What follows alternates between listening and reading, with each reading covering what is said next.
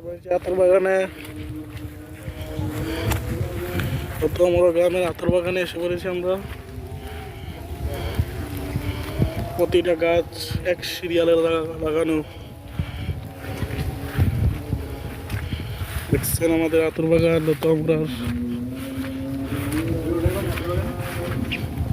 আমাদের আতর বাগানের ঐতিহ্যবাহী আতর গাছ, এগুলোকে পচায়া আতর তৈরি করা হয়।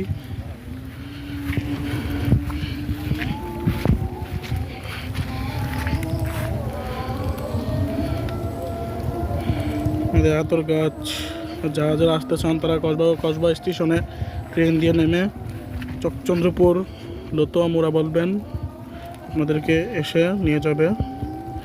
রাস্তা থেকে সিঁড়ি দিয়ে উঠবেন, এই আতর বাগানে এসে পড়বেন।